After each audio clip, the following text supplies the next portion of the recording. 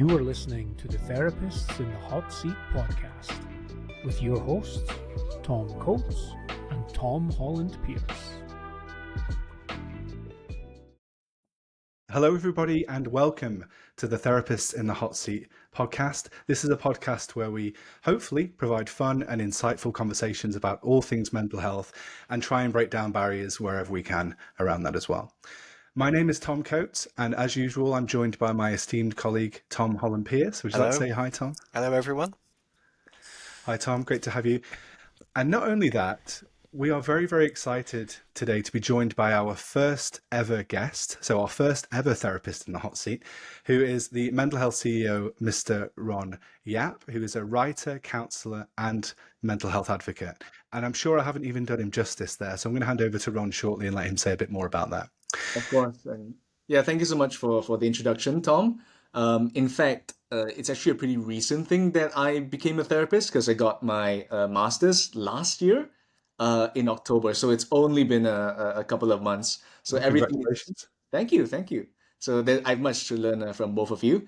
And I think my history before then and now too is that I created this page. It's called Mental Health CEO. It's a page dedicated to raising awareness of mental health conditions and destigmatizing mental illnesses. And that's based on my own experiences and also the experiences that I've had talking with other people with lived experience. And then somewhere along the lines, I realized that I enjoy doing these sessions. And so that's where I am today, the first therapist in the hot seat, so to speak. Oh, so did your mental health page come before your desire to be a therapist then? Did it go that way around? Yes, because I started it off as a passion project, as kind of a way to document the journey that I've had at the time. Because my kind of rough personal story is that I realized that I had a very specific form of OCD. And the reason why I suspected in the first place was because I saw a post about it on my Explore page about that OCD. Then I was like, oh my gosh, this sounds a bit too much like me. And that's what kickstarted my whole journey. And then the idea of the page is I wanted to help people in similar situations as me. Oh, wow. And it's actually manifested into something where you're actually a therapist with your own therapy practice now. Yeah. So it's all very exciting to me. Oh, that's amazing. Nice. Can I just say as well, I had no idea about, the OCD aspect of that, Ron, and that is my jam.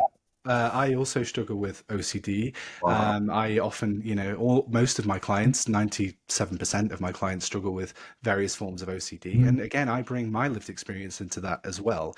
So I can really see firsthand how you can get alongside people and help and support people there. So, hey, maybe we'll get you back to talk about some OCD at some point. How does that sound? Yeah. Of course. Yeah, and the thing about OCD too is that there's so many different types of it that many people don't even realize or register that it is about OCD. Yeah, so second episode. Yeah. Maybe we could talk about that today as well in the context of loneliness, because I don't know about you, Ron, but I've spoken to so many people who have intrusive thoughts of various natures, whether they're quite violent or, disgusting or abhorrent, that then feel very isolated because then they can't talk about it. They can't talk to anybody. They're just in their own head thinking, oh my gosh, I'm an alien with these awful thoughts. So maybe we can touch on that today, but it'd be great to have you back to discuss that in more depth too. Definitely. So today Ron is joining us to discuss the topic of loneliness, and I think this is so important and coming at a really good time as well, because it's something that so many people are struggling with. It's having such an impact on individuals' mental health, and perhaps people aren't talking about it, and as a result that's feeding that isolation. So I'm really looking forward to getting stuck into this topic today. Same. Yeah. Before we do, Ron, our sessions follow the structure of a CBT session. Or our episodes, I should say. So what we often start with is a bit of a check-in, which is where Tom and I are very honest, sometimes too honest, about how we're feeling. So I wonder, would you be up for that? Would you be happy to join us in a check-in? Oh, totally. Great. Well, we won't put you on the spot. How about we go first, and then we'll let you follow us after that. So Tom, how are you? How was your fortnight? Yeah, so I woke up today with my usual base rate level of anxiety, knowing that we had our podcast, which is it's transforming more from like anxiety and fear into anticipation and even a dash of excitement, which is really, really nice. It's nice seeing Ron again because me and Ron worked together sort of a while over a year ago, probably I think. But that was a lovely stage of life, so that feels very nostalgic in its own way. Apart from that, life is is busy as ever. Um, I'm still reflecting a lot on one of our podcasts previously, Tom, about self-compassion, and one of the things I've carried through with that from Paul Gilbert's work is prioritizing rest. And I find I put sleep above all else recently. Like I think I had 9 hours sleep last night. Like I really, really, Gosh, that's really, amazing. I know, and I get that like most nights, and it's a way of like whatever storm your day may have, I just find you're 10 times better at dealing with it if you've just had enough sleep. So I'm really, really like enjoying being a little bit selfish with that. Mm. So yeah, that's life for me. That things are okay, things are moving, things aren't too dramatic or stressful. How That's about amazing. yourself, And I Tom? wonder if allowing yourself sleep, Tom, is selfish, or whether actually it's your basic human right. And to offer more compassion, hey, good for you. That's Yeah, great. And yeah, unfortunately, I have babies and dogs yeah, vying for my sleep, so it's yeah. interrupted. So, but I'm hoping things will improve as time moves on. Yeah. Um, Mm. Ron, would you like to go next? How are you doing? Of course. Yeah, and I think that before I chime in with my own like check-in, I just wanted to jump in and then bring up this concept of how like rest is like resistance in a way.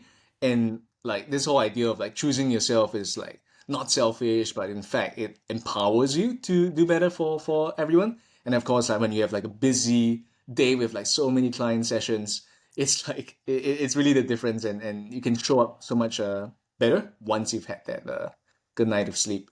And that kind of I can actually relate to that baseline level of anxiety that you mentioned. So the context is I had a pretty rough like anxiety episode over the past few months, and I realized that came from a mixture of like anticipation and excitement over stepping into this role as a counselor. Because yeah, the backstory is that I've set up a new business venture with my other business partner, and then in some ways like paralleling your both of y'all the journey that y'all have had, and that excitement and that anticipation blends in with anxiety. I had an anxiety attack like a few weeks ago. That was my first ever one. But I kind of took it in my stride as a way to kind of understand what patients with or clients with that are going through. And yeah, and then now that it's morphed into anxiety, excitement, anticipation. Something special that's been going on is actually my birthday is tomorrow. Oh, So yeah, happy Really, birthday happy for then. birthday. Oh, it's on Chinese New Year, did you say? it is. It is. So it's like a conflation of the two things. I'm hoping that because over here we give the red packets with the money. Yes, yeah. Yeah, so I'm hoping I get two of those rather than just one. But I'll temper my expectations. So yeah, excitement, anxiety. I realize that they're just kind of two sides of the same coin. But yeah, that's how I've been feeling.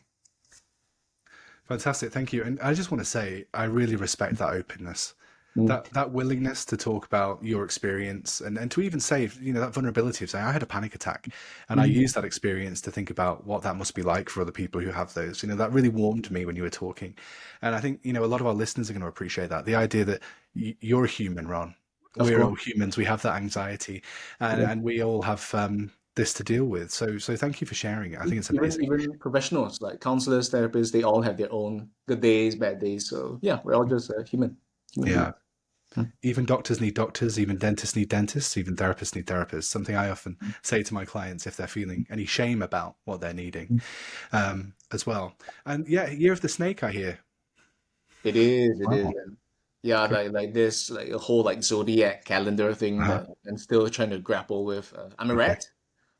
Oh, Um, congratulations. so yeah, I I don't think know I'm a how horse. really, yeah, I think a interesting. metal, is there a metal horse? Something like that? Something that I'm not really aware. I'm 1990 anyway, if that helps. I think we're kind of in the middle of that the Ah, okay. cycle. So yeah, it changes. I don't know. Like maybe I Um, should be a bit more in touch with this, but like yeah, I You don't just know. want the red envelopes, don't you? Yes, I do. I know your game. I want my bank account to see the profits of that. But yeah. Great. So I'll do my check-in as Yeah. well. So yeah, I'm feeling a little bit ill. I'm coming out of a cold. I've had a cold for the past 2 weeks. You might be able to hear it in my voice, and I'm trying to mute in between when I'm not talking, just so that I'm not spluttering down the microphone for you guys. So yeah, I'm a little bit run down, and having OCD sometimes that makes things a bit harder. Like maybe I get a few more thoughts, or maybe I want to check things a bit more often than not. So I'm kind of grappling that a little bit too, and I get quite obsessive when I'm ill. I can think about certain things and zoom in on certain things that are ridiculous. And I realized maybe like 15, 20 minutes in, I've been thinking about World of Warcraft for the last 20 minutes and I have no idea why. It's not like I'm playing it or anything. So it's just yeah, something I'm grappling with. Overall, I'm doing pretty well otherwise, I think. I've been kind to myself this year. I've been a bit more boundaried with my timetable. So, just to give me time for things like this, recording, editing, although we do minimal of that, and, making sure I've got time for me. So that's something I'm trying to keep doing. I also managed to achieve the homework task that I set myself last time, which was to finally be a bit more assertive, Ron, and cancel. Well, it was a service that I've been paying for but not using for quite a long time. And I was worried about this because I thought they were going to mess me around and send me from department to department, and they did. But I was able to just keep broken recording and saying, no, thank you, I'm done with this. No, thank you, no, thank you, no, thank you. And eventually they cancelled it, which was great. So I see that as a real win and learning I can take forward with me to think about how I deal with these situations in the future and be a bit more assertive as well. So there's my check-in and a bit of a segue into last session as well. Well, thank you guys. So today, moving into today's topic, we are talking about loneliness. And again, I know I've said it, but I really appreciate you coming along, Ron, to talk about this and to share your experience and expertise.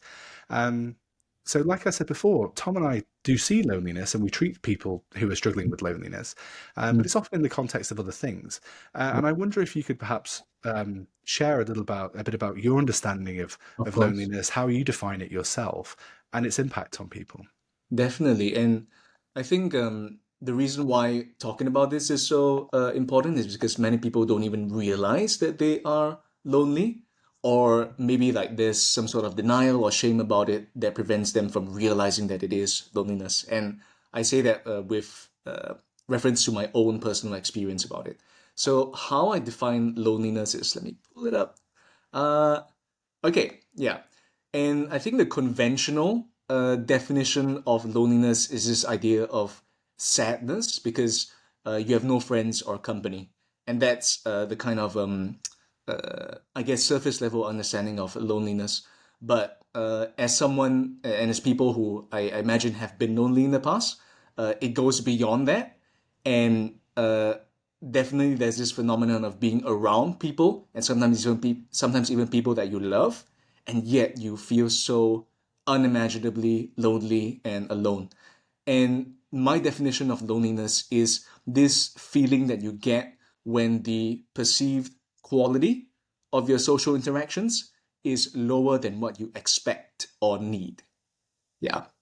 Do you need to repeat that, or? No. I mean, I think that's a really good point. I mean, could you repeat it just once more for our listeners? I heard it, but I'm going to make a note of that. I think that's really valuable. Of course. So, yeah, loneliness is the feeling that you get when the perceived quality of your social interactions is lower than what you expect or need. And there's a few kind of points there to decipher. The first being that it's kind of the most obvious thing, but it's a feeling. And just in my experience talking to people and also with myself, just telling yourself that that I feel lonely is something that reduces a lot of my shame, because feelings are valid, you know? All feelings are valid, and there's certain emotional responses to things. Then loneliness is the expected response when the quality of our relationships is lower than what we need. And the obvious contrast to that is in contrast to quantity, because you can have a high quantity of very transactional surface level relationships, but if the quality, the depth of the relationship isn't there, you can also be lonely as well. And yeah, you're about to say something? Or? No, carry on. Yeah, and it's funny too, because you can be lonely even when you're surrounded by people, because loneliness and aloneness are kind of two different things. There are lonely people who are alone. There are alone people who are not lonely. There are lonely people who are alone, and alone people who are not lonely. Yeah. Did I get all of the four things? Or I think so. That's yeah, yeah. the four things. Yeah. And the contrast to that is solitude. And the difference between loneliness and solitude is we choose to find solitude. We choose to go off into the woods to write our like novel or whatever it is. But can we say that people choose to be lonely? It's not so much. Yeah, because it is in the end a state that is very, very unpleasant for people. It's not our natural state of being as social creatures. So and the other thing is that the thing about lower than what we need or expect, and that refers to how different people have different levels of need, and that some people have higher need, but um, if they may have a lot of quality relationships, but if it doesn't meet their standard, they will still feel lonely. And yeah, that's the rough definition of loneliness to me. I really Wow. liked use of the word quality there because I think it really Mm, does zone in on exactly what the issue is. As you've just said, mm, different people have got different needs, but it also opens mm, up a huge topic of what is quality to that individual. What is it yeah, that they need that emotional closeness or intimacy to feel like? And I suppose there's loads of different strokes of the brush that that exactly. could be. Do you find, have you noticed any like particular types of quality that come up a lot in your practice or just in your reading? Totally, totally. So, I mean, the first thought that comes to my mind when you ask that question is this whole idea of like the love language, for example, where let's say you can even be like in a relationship with a loving partner, but if your own love language, for example, touch or words of affirmation, if the other person is not touchy at all, like and is like a brick wall, but like they do a lot of things that are fall within their own love language, you can still feel quite lonely, and that's the quality of it. But also, there's this whole idea of I mentioned transactional relationships, right? In the sense that I do something for you, you do something for me, and there's this sense of like obligation, and when you have this obligation, it becomes less of a genuine relationship and more of a kind of business type. I give you something and you give me something. And that's not to say that there shouldn't be any reciprocity in the relationship. But when we go in with this idea of expecting something from somebody, it kind of becomes this situation where you're not really treating them as people, but more of something that gives you a need or gives you something that you desire, if that makes sense. Does, and I think Mm, we were discussing low self-esteem in our previous episode, and mm, often what you find with low self-esteem is people feel they're only like worth the company of others if they provide a certain service. So like, use, yeah. yeah, like a certain level of conversation or being the class clown or Mm, even mm, financially, like buying things for people. And it mm. really does speak to that. Like, I don't feel I'm enough unless I have contributed X. Definitely, and I think just touch a bit like philosophical into this regard. This I've come to this realization that the more we do not treat people as people, the more disconnected we are with them, and that includes ourselves. In the sense that the more we treat people either as let's say a concept or something that gives us something, and not so much a person with their character and personality and all the complexities that come with an actual human being, the more disconnected we are with this person. And like I said, this includes ourselves, because when we base our own self worth on how useful we are with to other people, that suggests a disconnection with ourselves. That we are only this type of person that is only useful when we do X, Y, and Z. And this disconnection between who we really are and this kind of ideal, this perfectionistic version of ourselves leads to disconnection with ourselves. And one of the key things that I want to convey to people is that we often think of loneliness as it comes to uh, other relationships with other people, but there is also loneliness and disconnection with ourselves and also with the world, the wider world at large. And loneliness kind of it often starts in one pillar and then it slowly spreads to the rest of them. And that's why we kind of need a more holistic approach to healing loneliness. I think it's a really good point, that sort of Yeah. transactionalness and how that actually is an indication of disconnect with the other person or even the self. Bit of a projection time though. I definitely can find that I sink into that pattern really easily with people. Not all the time, but I'll often have a thought like, well, I did that, so why haven't you done that? And I think it's a really easy thing that I should probably be more mindful of, actually. Just, it happens to me quite naturally, that sort of thing. Yeah. It led me to reflect on how we do our podcast, Tom, because through the week we'll be messaging each other like, oh, here's this, could you do this? Oh, I've done this, would you mind looking at that? We're looking at each other for validation, for reassurance, for support, and all those things. And how that can feel sometimes quite draining on all the other stuff we have going on in our week. But just how we just spent 20 minutes before recording just chatting about all sorts of other stuff, and how none of us, we didn't need anything from each other. We were just chatting to each other, and at the end you reflect on how nice that was, just to actually have that space for talking. So I mean, I think sometimes we can be unintentionally transactional, can't we? Because I don't intend to just get things from you, Tom. That's not what I'm here for. But it sometimes falls into that link trap. tree I did was pretty good. Let's be Yeah, fair. well. Credit where credit's due. Yeah, and if anybody would like to check out our new link tree, please go to our Instagram page, and you can see Tom's work in action.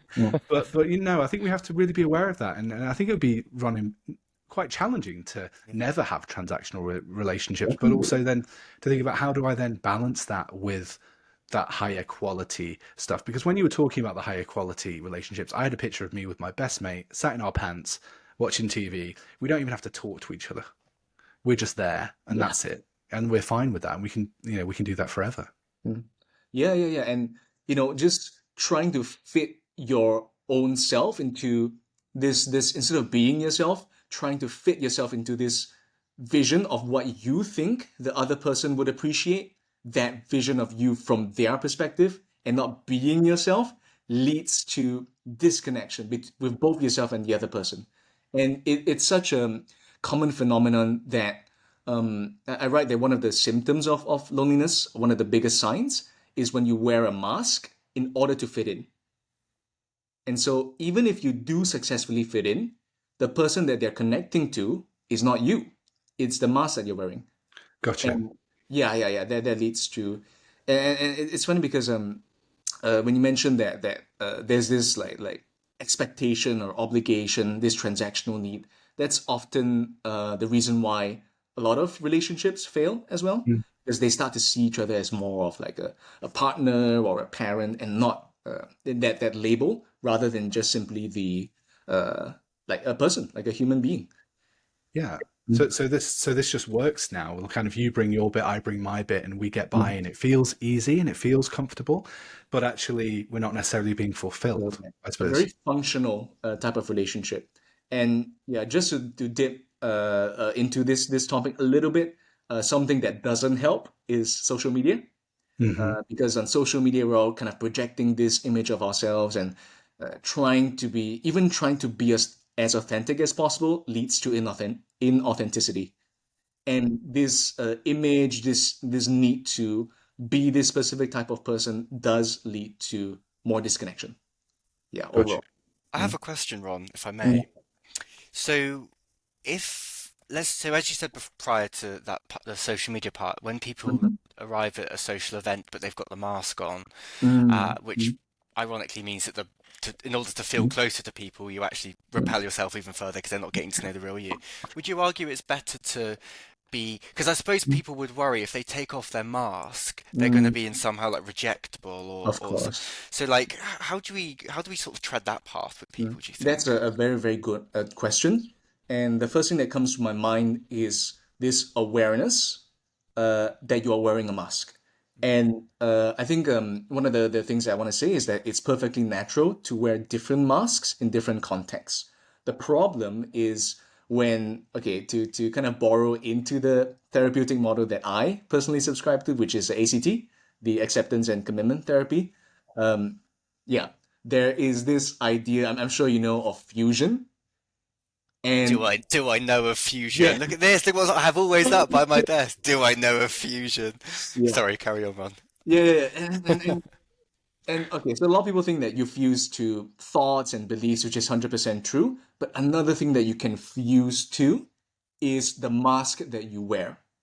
And when you realize that you're not, that you, when you don't even realize that you're wearing a mask, then it becomes a problem.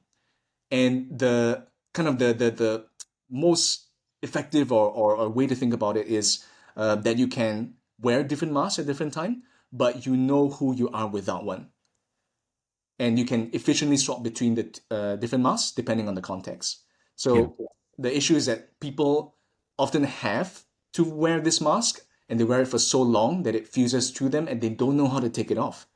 And this is often the role of a specific thing. I have to be a perfect partner. I have to be the best business owner. I have to make $1 million, for example.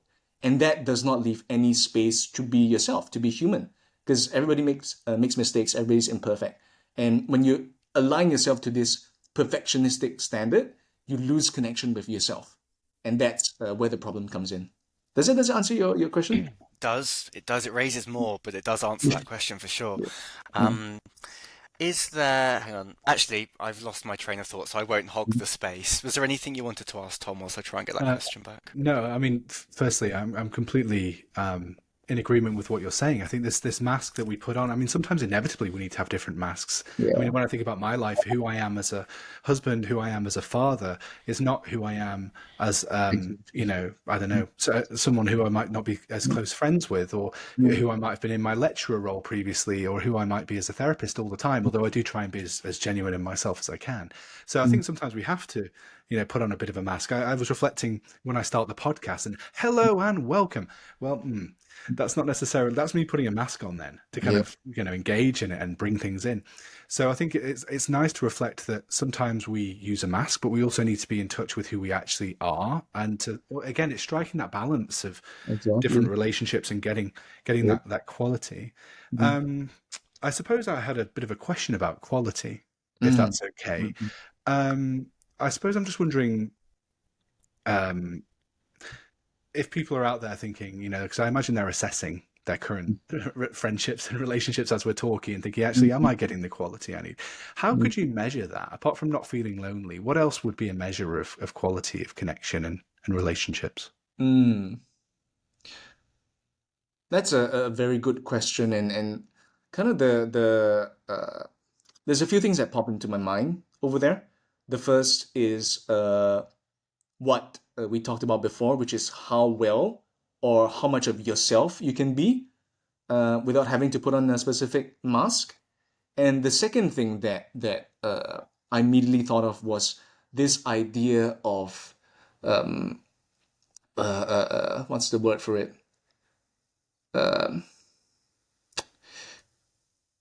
Empathy in a way, and this idea that I don't have to be anyone else in order to be with you, and that is reflected from the other person onto me.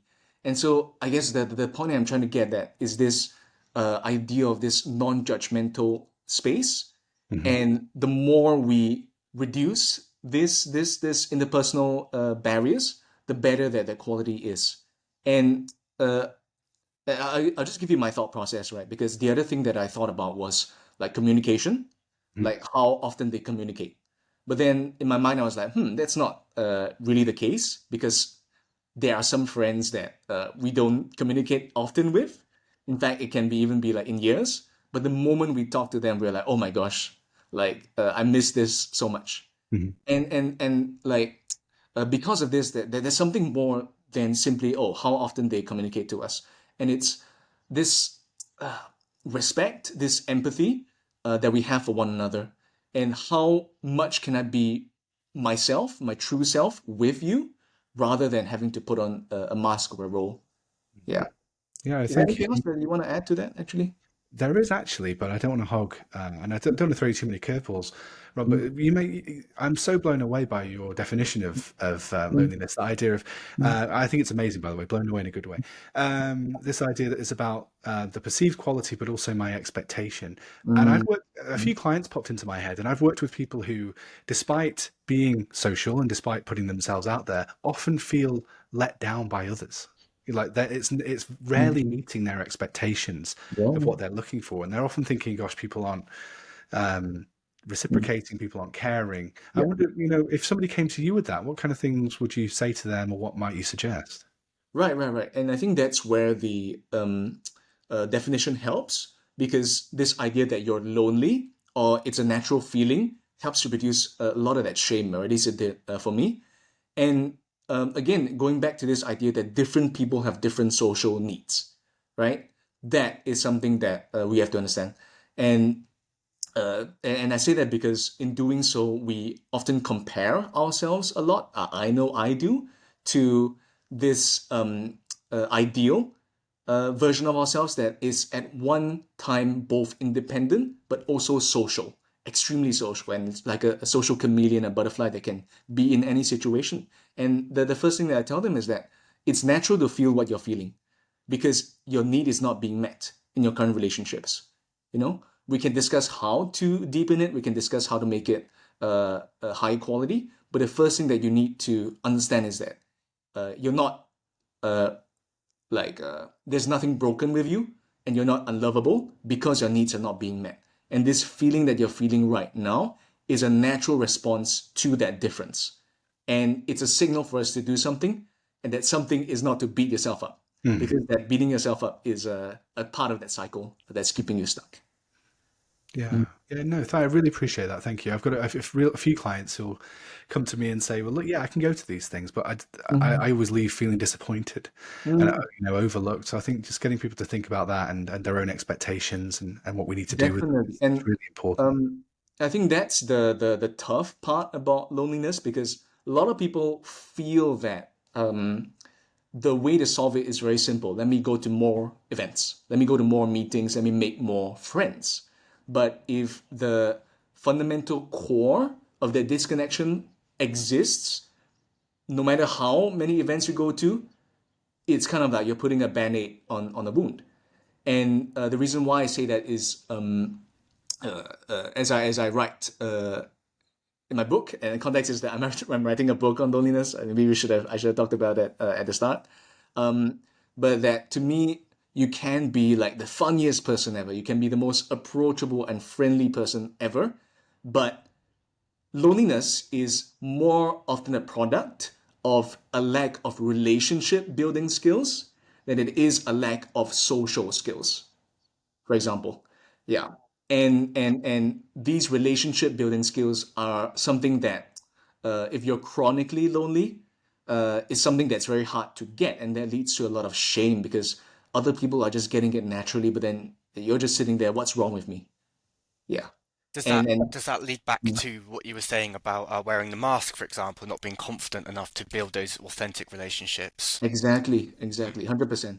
And that we can discuss the origins of that. Oftentimes, it's because as children, we had to put on a role in order to feel safe, and that is a coping mechanism for that. But the bigger thing is that, especially in today's like disconnected society, this and especially as adults, where social opportunities aren't like just given to us on a platter, the relationship building skills have honestly deteriorated to me. And we rely on social media and all these other things to keep us connected, but it's making us even more disconnected than ever before.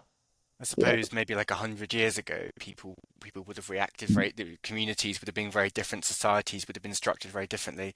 And in today's world, after work or school, you go home and you're basically glued to a gadget for 5 hours. And I Yeah. suppose that is inevitably going to impact how Hmm. we have, built these authentic relationships throughout Definitely. the entirety of our evolution. Of course, and there's a lot of talk around in the efforts to fight loneliness. There's this talk about bringing back this like village or town spirit. Over in where I am, which is in Singapore, it's called a kampong spirit, And kampong is basically the name for the Malay name for like a village, like a small village. And Singapore, it's very like consumerist, like fast-paced, metropolitan city. And I don't think that they are necessarily mutually exclusive, because at the end of the day, this community spirit, we know that there are people getting it, but it's just what are these skills that are maybe not so honed within us that we can learn from other people. Yeah. And because these are skills, they can be learned. And even though they come naturally to other people, for us, the people who are lonely, it is very, very possible to learn them as well. Yeah, Can I ask another, it's a slightly off-topic question, of but something course. that's just I've been thinking about Yeah. is, like, I suppose if I just reflect on my life, there's definitely people where the mask is more on, and there's definitely people where the mask is more off. There's definitely people I feel a bit safer to be myself around, or vulnerable Yes. around, or all the things that Yeah. causes me to wear a mask. I've often found throughout life as well, though, it's actually a dynamic thing. So, like, sometimes the people I used to feel really awkward around, I now feel really Mm, okay with, and the people I used yeah. to feel really okay with, I can feel a little bit shy. Um, how does that factor in? Is that like a normal thing that people go through, and is that to be expected? Is there any problems to that, do you think, or is that just the way it goes? Of course. Yeah, 100%. Like, and I think it goes back to this idea of change being inherently uncomfortable, and this idea of like again like adhering or fusing to a specific ideal, both of ourselves and of our friends. And like you said, like I think in the past I used to be very very very awkward. I have a long history of social anxiety, and that eventually evolved into OCD, but that's another conversation. But yeah, it's like the people that I used to connect with, now I just don't feel like myself around them. And that in itself, even though it's inherently uncomfortable, the way I see it is that it's a sign of growth. It's a sign of personal development, that you're finding these changes, good or bad. And it's the change is not necessarily like good or bad. It's this unwillingness to unstick yourself. And I always go back to this idea of flow, in the sense that a lot of people think of flow as just being so immersed in activity that you forget this like sense of time. But to me, what people don't realize is that this flow is also applicable to longer term things like relationships and even our view of ourselves.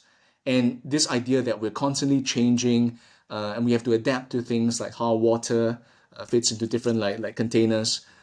Yeah. It's the same thing with human beings. It's the same thing with our attachments, and it's the same thing with the people that we click with. And it's often like changing and stuff like that. And yeah, going back to the idea of acceptance, acceptance is not so much I have to change all the time, but if changes happen, I accept and am willing to embrace that change, if that makes sense. Fantastic. Yeah. Thank you so much, Ron. I'm just really aware of the time and conscious we've only got you for a short period, and we've had some listeners write in with some Right. questions. I wonder if it'd be okay if I posed some of those to you Of course. before we sort of package up Yeah. your Give me reflections one here. second, because I'm so sorry. I have edited this out. I need to charge my laptop. Oh, sure. Yeah, no problem. No I'm problem. so sorry. Give me 1 second. Do you know any jokes, Tom, whilst we wait? Um, Oh, oh I my know one. gosh. I've got a joke. How Yeah. many therapists does it take to change a light bulb? I know this one. Is it 3? No, it's not free. What is it? It's one, but the light bulb has to want to change. Of course, of course. I've got one for you. I Go heard on. that. Yeah. My Very joke is, what do you call a guy with no shins? No. Tony. That's not even psychology related. Of course it's not. No, we have to. That's why we're fun and insightful. Right. So yeah, I mean, I wondered if it's okay, Ron, to pose some of these questions to you, and then I have one final question at the end, if that's okay. Of course. But we don't have to spend too much time on these if you don't want to. And you might feel that some of them have been addressed before. But our first question is from Rosie, who's written in, and she's a trainee at the moment. So she may have been in some shoes that you've been in recently as well. And Rosie says, would you treat loneliness itself as a standalone thing, or would you see this as a symptom of depression or social phobia, or even a mixture of both? That that's a very good question from Rosie, and it's funny that the first thing that I thought of was in my research on loneliness in writing my book. I also had like a tab open for social anxiety, and they often were confused. I confused both of them. Like, was I reading about loneliness or social anxiety? And as with regards to depression too, uh, if you ask me like whether I treat it as a standalone thing, like of course it depends on the client, but at the end of the day, it boils down to this idea that uh, in ACT we call it psychological flexibility, and it's a collection of six different pillars that kind of determine how good you are at responding to the challenges and the obstacles of life.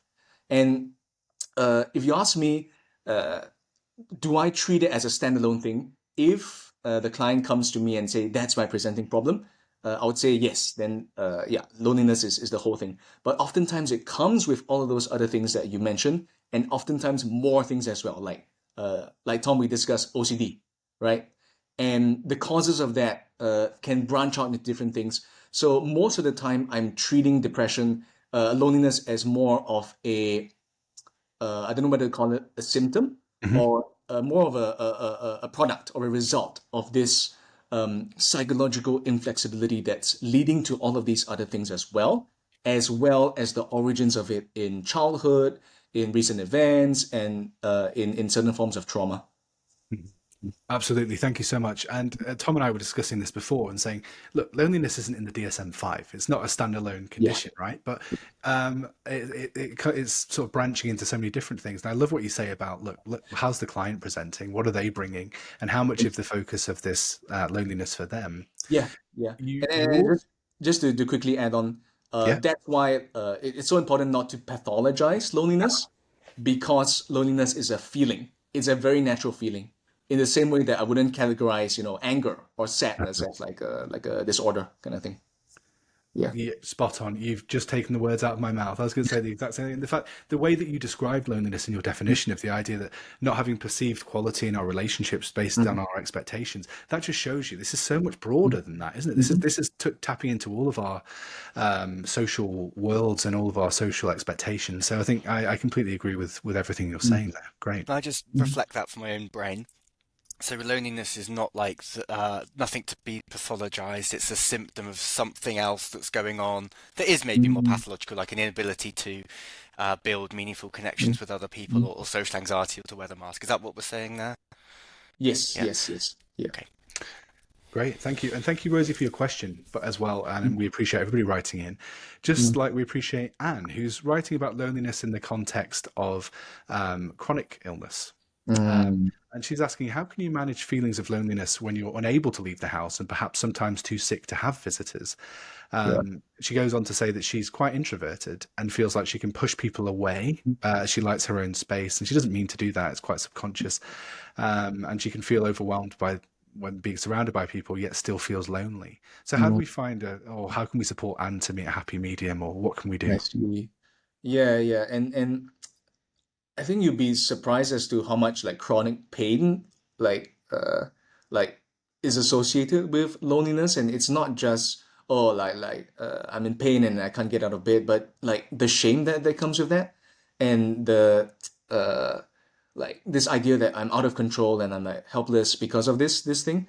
And I think the first thing that I want to say then, and just to reiterate this idea that there's nothing wrong with you, and the urge to kind of like beat yourself up is also playing into the cycle. And the second thing that I'll chime in on is that I know we talked about technology and social media, and a lot of people like they just kind of like dunk on technology as a way like oh it completely disconnects all of us. But in some ways, it has made things much more accessible by bringing people back into flow. And the example that I give is, let's say I'm like miles away because I'm on a trip and then I'm really, really homesick. And then I can get on a FaceTime with my family and then just feel that little bit of warmth from them. And so this kind of technology, whether it's through online call or connecting to people who have the same condition as you, being in those communities and being willing to seek out those communities, that's a much more manageable and realistic step than saying, oh, I have to get out of the house and like talk to 100 different people in a day. Yeah, that's not like a realistic thing. Whereas it is these small little things, these baby steps to even just in the context of social media, I read this study where you don't necessarily even have to participate to feel more connected. You just need to fill your feed with more examples of people who are like you, who are connected. And sometimes just reading the conversations between a few comments about just being more connected and supporting each other makes you feel more connected and part of that community as well, even if you don't see that person and they're just a complete stranger. Yeah. So I think you're just highlighting how social media can be so damaging, yet there are also realms of technology that can be so helpful. So to look for those branches of that technology and those networks and communities to be a part of, really useful. Thank you so much. Tom, do you have anything to add to that before I move on to our next question? Only that I can really relate. And when you were speaking about the last part there, Ron, I was thinking that's like, in my mind, that's just Reddit that's exactly what Reddit is to me. And you're right, the amount of times I've read through it and found it genuinely very, very funny or genuinely very, very insightful. Right. And I didn't know it because I hadn't put a term to it, but I can reflect that I did feel connected as a result of that. Yeah. Like I thought these people are like me. I suppose it's that whole in-group, out-group thing. I was like, oh, they've got the same humor as me. They're a bit sarcastic like me. They share a worldview like I do, Yeah. and therefore I'm not alone. I feel Exactly. seen, So even if it's like written yeah, 5 years ago or something. yeah, It still makes you feel part of yeah. it. I don't know, but I'm sometimes on r slash like therapists, and it's just like therapists complaining about like different stuff, and it's like yeah, No, we don't do that. We I've don't never complain. done that, Ron. No, oh yeah, yeah, same. I'm just you're on like your own there. I was testing you, you know, yeah. Sorry, Ron. We don't mean to isolate you there. Of course. But no, I also look through Reddit and think, gosh, why didn't I think of that really funny thing to say? And sometimes Yeah, I'd beat myself up yeah. too. So yeah, thank you for that. And look, Anne, who is at migraine_believer on Instagram, if if there's anybody that is feeling similarly, then I'm sure Anne would appreciate you reaching out and creating those networks as well. So Yeah. I mean, if we can facilitate that as a hub, I'd love to as well. We've got one more question, Ron, if that's okay, and it comes from Sarah. And I kind of feel you've touched on it already, but we'll revisit it because so we appreciate people writing in as well. What can you do if you're in a relationship but still feel lonely? Mm-mm. Okay, yeah, and I think this is something that I actually wanted to touch on beforehand, but this idea that loneliness doesn't just come from being alone, it often comes from being in a confining environment that prevents you from reaching out to other sources of connection. And the way I think about it is that in the financial world we keep talking about like multiple streams of income. Why don't we take that theory and apply that to connection or apply that to happiness? Mm-hmm. And one of the big things, and just to sidetrack a little bit, I read this post about male loneliness recently, and what they were saying is that a lot of times that men are lonely because they rely on their partners to kind of fill up their schedule for them. And I was like, okay, this is specifically for men, but people of all genders, all different backgrounds have this issue of putting too much putting all their eggs in one basket, so to speak. And it's suffocating when you're relying on this one person for all of your needs, and it's a mutual thing. This like responsibility, and my first kind of advice is to try your best to expand the support network in a way that's reliable and realistic. Whether it's to friends or family, or even bringing your partner to different uh, events and then having these opportunities with each other. Yeah, that's one way to do it. But the other thing also is to understand like right now that with your relationship with each other, that there's a certain difference in the level of quality that you expect versus what you're getting. And what are the differences that are leading to that mismatch? Is it a lack of communication? Is it a lack of empathy? What exactly is it? And can it be talked over, can it be talked over and resolved? And that's, if you ask me, that's the whole idea of like couples counseling, to elicit this kind of vulnerability, to get to the heart of what do I want, what do you want, and how do we best meet those needs. It's just that that core communication is lost in often years of arguments and silence and isolation, even from each other, that somewhere along the way it's lost in translation. And getting back to that core is something that's really helpful. That's amazing. And thinking about breaking that down and thinking, where are we not meeting those expectations? Where is the quality lost? Is it in, like you said, communication? Is it in the intimacy? Is it in opportunity for togetherness, which, is so lost? And when you were talking, I could hear my wife laughing inside my head. But, especially the bit about, expecting your partner to fill your social calendar. My wife absolutely does that for me. In fact, the other day she said, when was the last time you and the boys just had beers and played video games? And I went, I don't know. I can't remember. I'm just working and I'm a dad and all these things. And she went, well, if you don't sort it out, I'm doing it. I'm taking Hugo. I'm going to my mum and dad's for the night. You've got this house. It's a detached house. Turn the music up as loud as you want. Play games all night. And if you don't organise it, I'm organising it for you. And that pushed me to do it. And I was like, I felt so warm and seen and respected from that. Yeah. And okay, and there's a kind of like a umbrella term for that kind of approach, and it's the opposite of antisocial. It's pro-social activities that bring you back into the flow of humanity, the flow of people. And when you are the one to initiate it and people respond to it, that whole feedback cycle really, really like does wonders for your mental health and also your social health as well.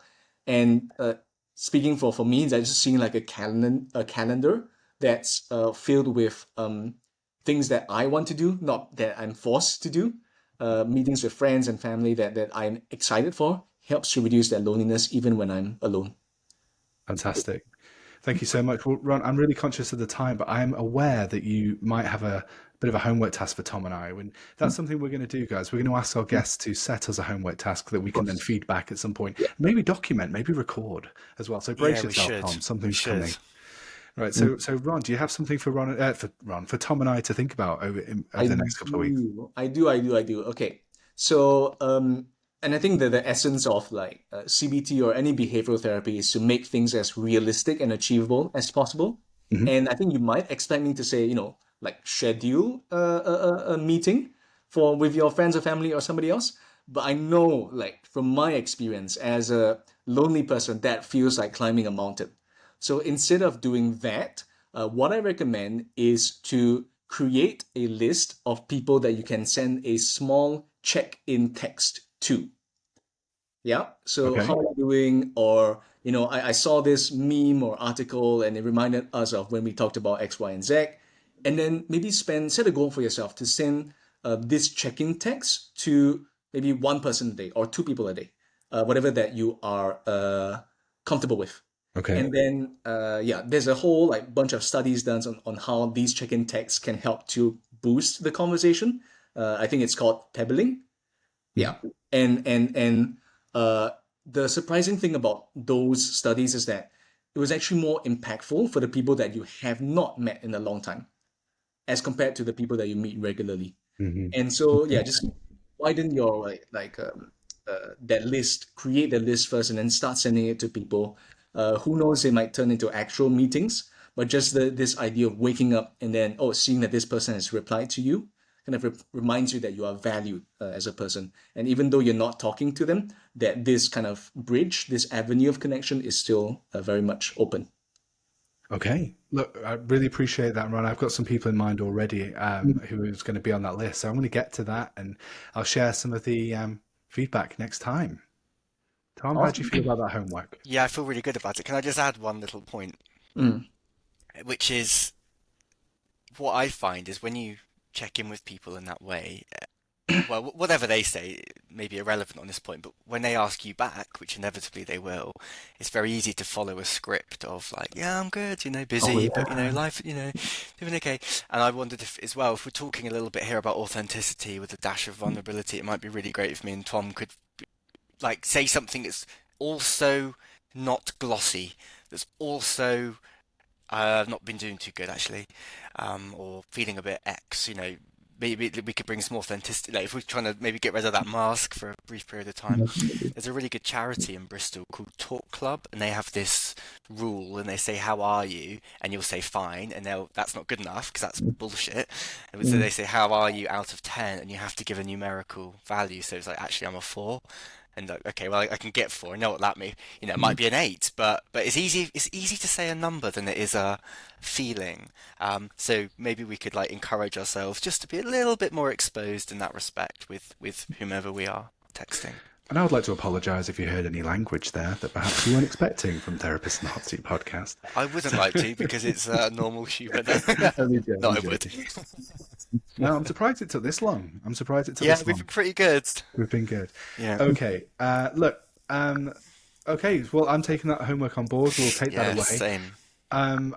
Just to check out, Ron, I just want to say a huge thank you for everything. I've made notes. I've been in awe. You might have seen me nodding along as you've been talking. I'm so impressed with your view of this and your conceptualization of this and your approach. And I'm sure you're doing wonderful work with your clients. I'd love to hear a bit more about your book as well. So you must let us know when that's nearer to completion. I don't know where you're at with that.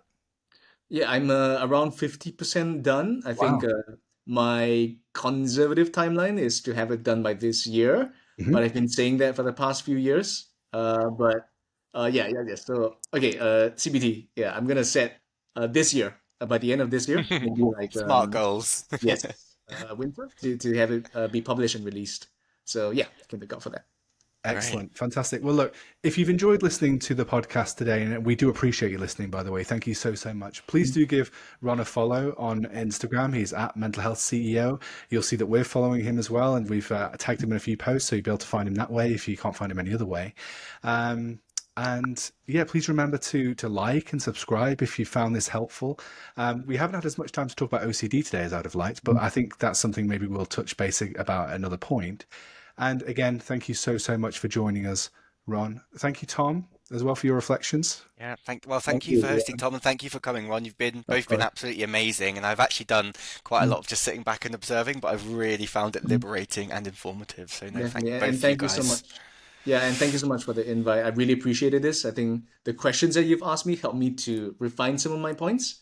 And then right after this, I'm going to go back to my book to see where I can read up.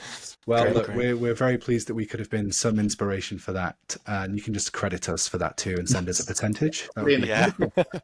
Okay, Ron. Well, look, thank you so much, everybody. We'll see you in 2 weeks for our next episode, which I believe will be Relationship OCD. Wishing you all well until then. Take care.